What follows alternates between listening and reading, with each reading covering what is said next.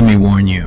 What you're about to hear is a true incident that took place in the winter of 1998 in northern Minnesota, one of the coldest regions in America. The man who experienced this event swore on his life that every detail was real. He told his story only once, to a local radio station, and then refused to ever speak about it again. Tonight, I'm going to tell you exactly what he shared. It was December 27th, deep winter, the kind where the air freezes your breath before it leaves your mouth. A man named Daniel Cooper lived alone in a small cabin on the edge of a frozen lake.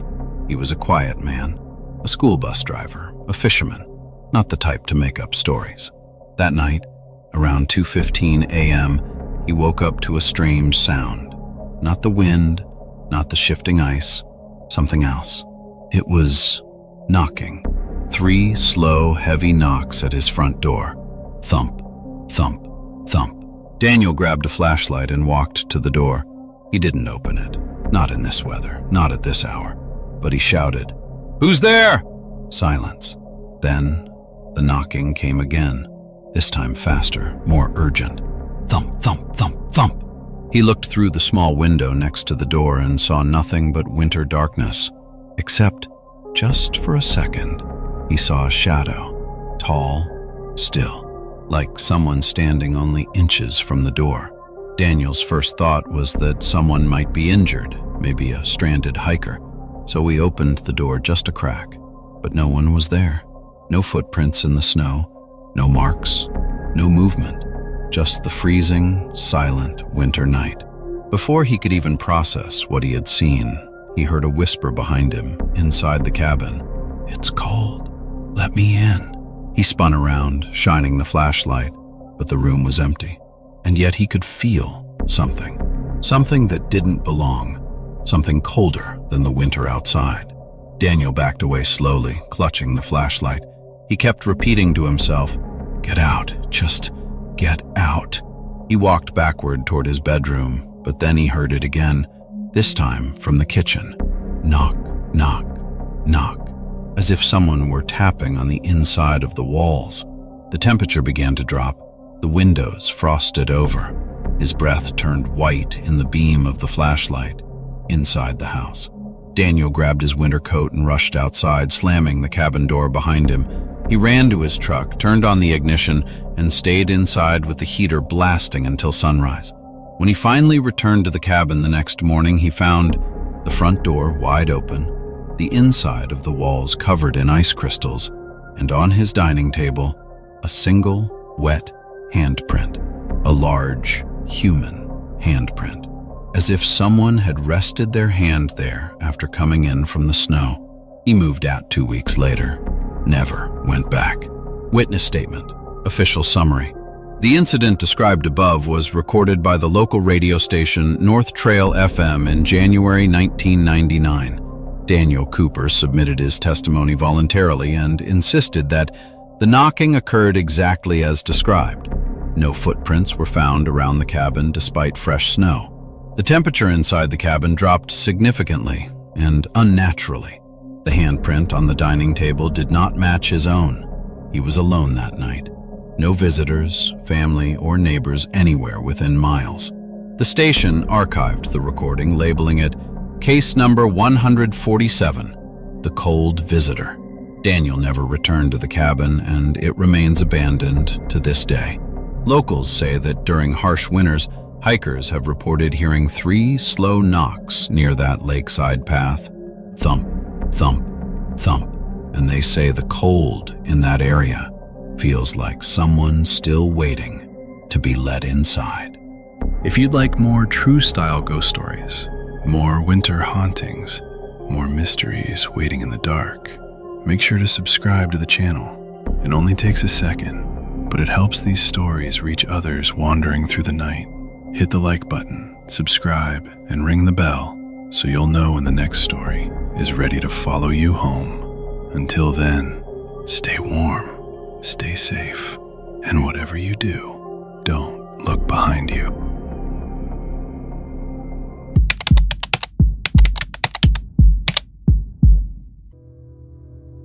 What you're about to hear is a real case recorded by the Virginia State Highway Patrol in the winter of 1994. The man who survived it was a delivery driver, sober, steady, no history of hallucinations.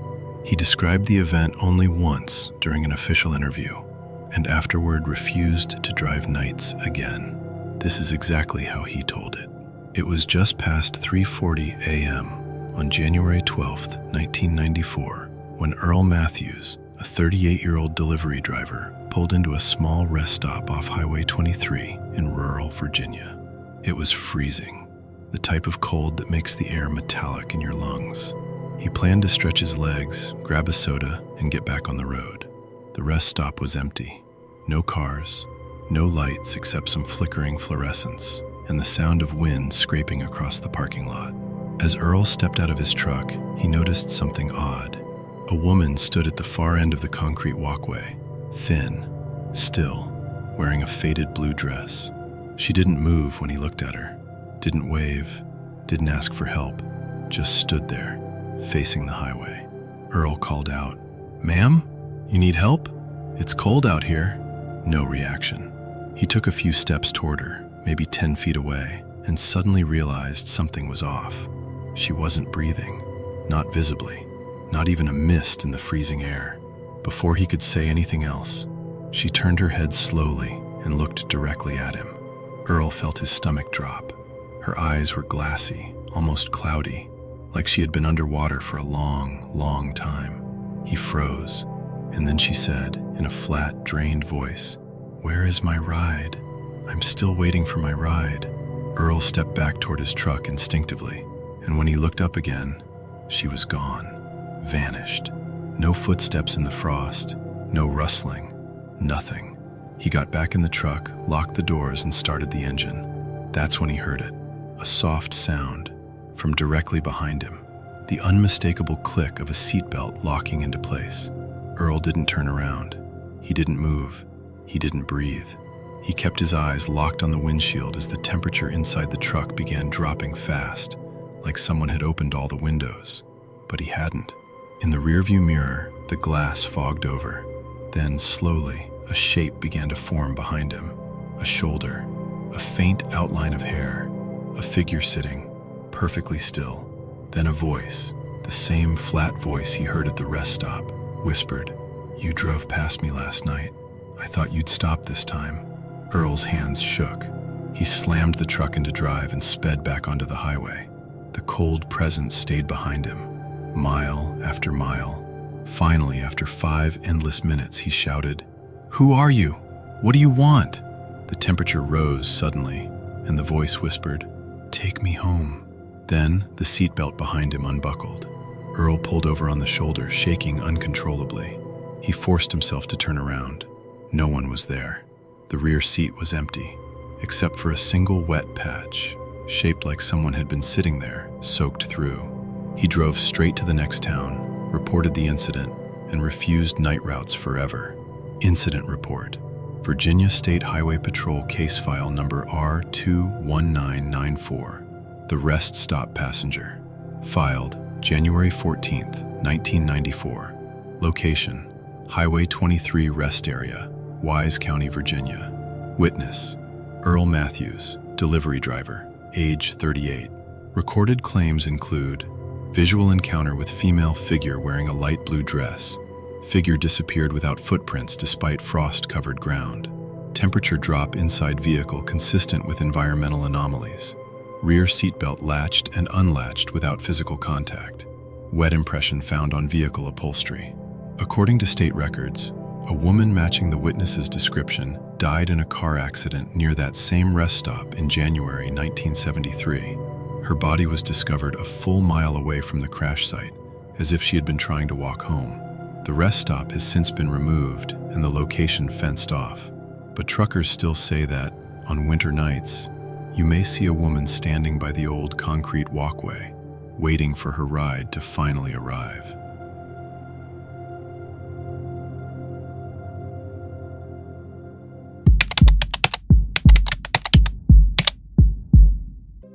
The story you're about to hear was recorded in Chicago, 1996, by a building maintenance supervisor who signed a sworn statement afterward. He asked for his name to be partially withheld, and the city honored that request. This is the incident exactly as he described it. In the winter of February 1996, Mark H., a 42-year-old maintenance worker, was on the night shift at Pine Street Towers, a residential high-rise in downtown Chicago. It was bitterly cold outside, the kind of urban winter where the wind slices between buildings like a blade. At 11:52 p.m., Mark received a pager message. Elevator 3 stuck, passenger inside. Stuck elevators weren't unusual in older buildings, so he grabbed his tool belt, took the service stairs, and headed down to the lobby. But when he got there, the lobby was empty. No residents, no noise, not even the hum of the heater, which was strange for such a cold night. He approached elevator 3. The doors were closed. The display above it flickered dimly between floors. Mark knocked and called out, "Hey, anyone in there? You okay?" A woman's voice replied instantly, I'm cold. Please, hurry." The voice sounded fragile, shaky, like someone trapped and terrified. Mark pried the manual panel open to see which floor the car was stuck on, but the indicator screen confused him. It showed the elevator was on floor 14. There was no floor 14. The building only had 12 floors. Before he could process that, the woman inside whispered again, "It's so cold. It's getting colder." Mark stepped back, uneasy. He pressed his ear to the door.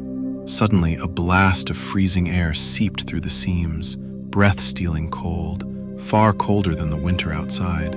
Mark staggered away as the elevator suddenly dinged, and the doors slid open by themselves. Inside, there was no one, just a dense, icy fog drifting out like breath from a giant's lungs. And in the corner of the elevator floor, something caught his eye. A small, wet footprint, the size of a woman's shoe. Mark stepped back, terrified. He radioed his supervisor, but got only static, a sharp, crackling hiss. Then the lights in the lobby flickered, once, twice, and the elevator doors slammed shut. The car moved. Not up, not down. The lights on the display panel jittered randomly. B, 6, 1, 12, 3, B. Finally it stopped. Mark stood frozen as the doors opened again. This time, the elevator wasn't empty. Standing in the back corner was a woman, soaking wet, wearing a thin winter coat from an older style, maybe the 1970s. Her hair clung to her face like she had just crawled out of a river. Her eyes were pale, unfocused, and lifeless. She whispered, "Did you bring a towel? I've been waiting for someone to help me." Mark stumbled backward and tripped over a lobby chair. When he looked up again, the woman was suddenly right at the doorway, inches from him. Water dripped from her sleeves onto the marble floor. She leaned forward and murmured, "I pressed the button, but no one came." The building temperature dropped. Every window frosted over in seconds. And then, just as suddenly as she appeared, the elevator lights blinked out. Darkness. When they flickered back on, she was gone. The elevator was empty. Only a puddle of water remained. Mark quit his job the next morning. Chicago Building Safety Report. Case file number P31196. Location, Pine Street Towers, Elevator 3. Date of incident, February 12th, 1996. Witness, Mark H. Full name withheld by request. Filed observations. Elevator system registered activity on an unlisted floor, floor 14. Lobby temperature drop recorded from 71 degrees Fahrenheit to 32 degrees Fahrenheit within seconds. Water residue collected from elevator floor. Chemical testing matched untreated river water. Maintenance logs show Elevator 3 was the site of a fatal accident in 1974 when a young woman drowned after being swept into the Chicago River during a winter storm. Her body recovered near the bridge by Pine Street. Her last known destination was the same high-rise, where she lived on the 11th floor. The elevator was replaced completely in 1997, but several residents say that on certain winter nights, Elevator 3 still stops at a non-existent floor, and some swear they've heard a woman whisper, "It's cold, please hurry."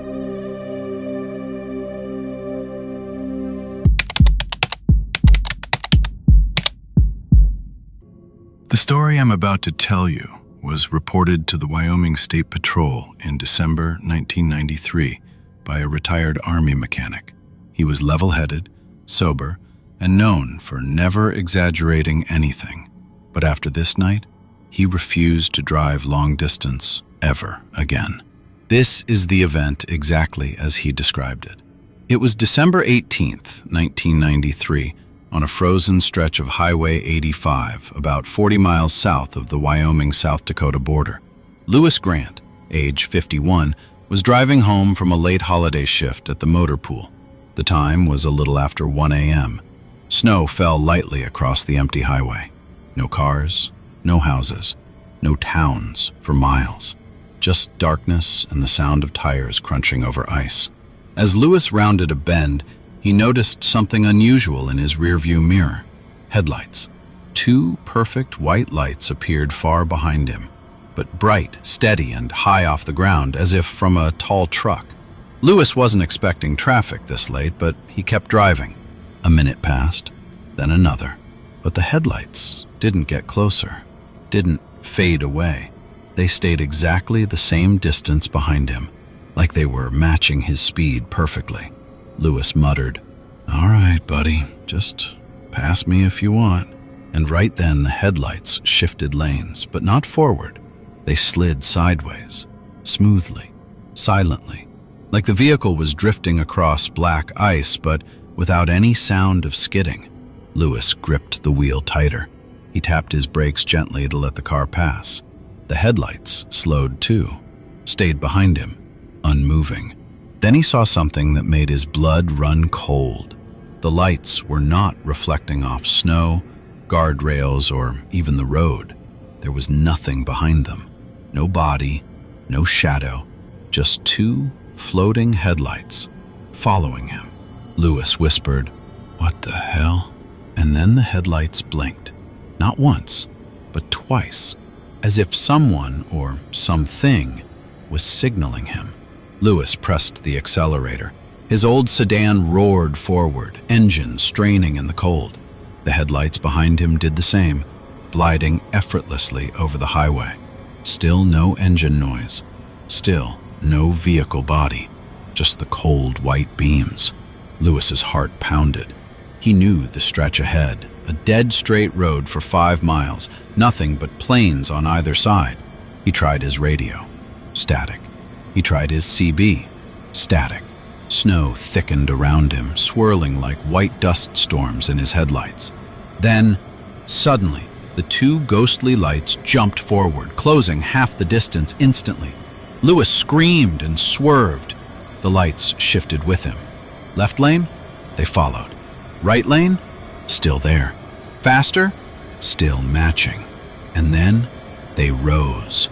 The 2 headlights lifted several feet off the ground, too high for any car. A hollow, metallic voice echoed through Lewis's radio speaker, distorted and distant. "You left me behind." Lewis slammed the brakes. His car spun sideways and skidded to a stop. The ghostly headlights halted inches from his bumper. Then, with no sound, no movement, no fade, they blinked out, gone, instantly. Lewis sat shaking behind the wheel for nearly half an hour before driving home in daylight. Wyoming State Patrol Incident Log. Case number H1993-208. Location: Highway 85, mile marker 147. Date: December 18th, 1993. Witness: Lewis Grant, retired Army mechanic. Reported details include persistent rear pursuit by unidentified light source for approximately 13 minutes. No tire tracks or secondary vehicle impressions found on snow-covered highway. Snowfall records confirm near total visibility loss during incident window. Radio log shows a burst of unidentified frequency interference at 1:17 a.m. Historical note: a truck driver died on that same stretch in 1981 after sliding off the road in a blizzard. His final transmission: "Don't leave me behind. I'm still on the road." The Wyoming Highway Department replaced signage and repaved the area in 1998. but long-haul truckers still claim that on winter nights, around 1 a.m., you might see two bright headlights far behind you, matching your speed, no matter how fast you go.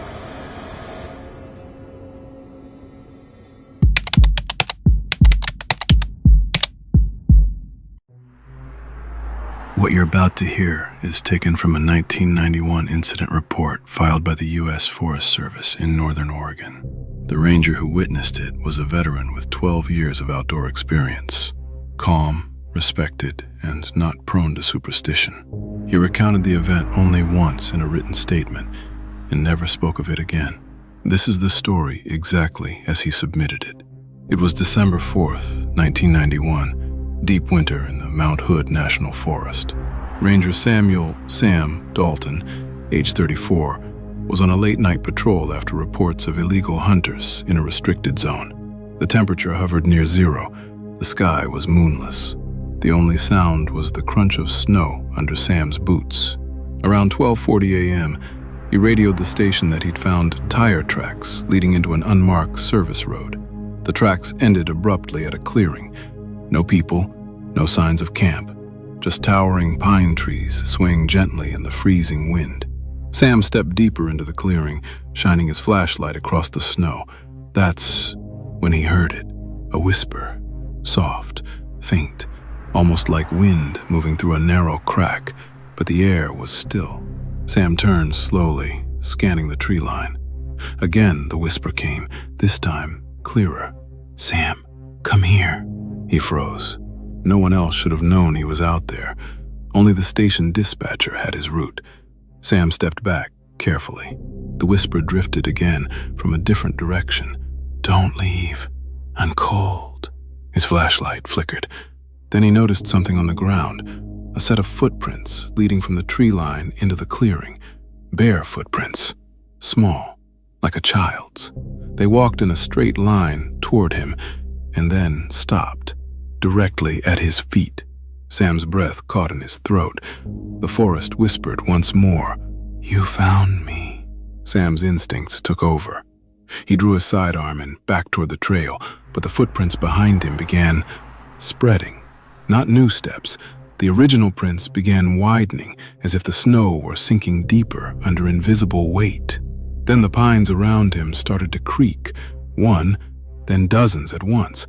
Not from wind, but like something enormous was pushing through them. Sam's radio crackled violently. A voice, thin, childlike, whispered through the static. "I'm right behind you." Sam spun around, shining his flashlight. The beam hit nothing, only more snow, more trees. But then he saw it. A small figure standing between two pines, its outline fuzzy, almost vibrating. Too dark to see a face. The figure tilted its head. "I've been waiting since the snow fell." Sam bolted. Branches whipped past him. Something rushed alongside him, not footsteps, but a gliding sound, like fabric dragging across ice. He reached the service road and didn't stop until he climbed into his patrol truck, slamming the door. As he tried to start the engine, he saw something in the rearview mirror, a handprint forming on the fogged back window, small, child-sized, pressing from the outside. He tore out of the forest and didn't stop until he reached the ranger station. When other rangers searched the area hours later, they found Sam's tracks, the clearing, the child-sized footprints in the snow, and one more set of prints, disappearing into the forest where no one, no human, could have walked without leaving a trail. Sam took medical leave for 3 months. He never returned to winter patrol. U.S. Forest Service Internal Report, case number F1291. Location, Mount Hood National Forest, Restricted Zone 7. Date of incident, December 4th, 1991. Witness, Ranger Samuel Dalton. Filed observations and evidence, child-sized barefoot prints documented at site. Temperature was 8 degrees Fahrenheit, minus 13 degrees Celsius. No return trail for prints, suggesting a single-direction approach. Radio logs confirm several seconds of unauthorized transmission at 12:46 a.m. Ranger Dalton's truck recorded an exterior thermal anomaly on the rear window. Historical note: a missing child case from 1978 involved an 8-year-old boy lost during a winter hike in the same restricted zone. His body was never recovered, only footprints ending in the snow. The Forest Service closed the area to winter patrols in 1992. But hikers still claim that deep in the pines, on silent winter nights, you may hear your own name whispered back at you.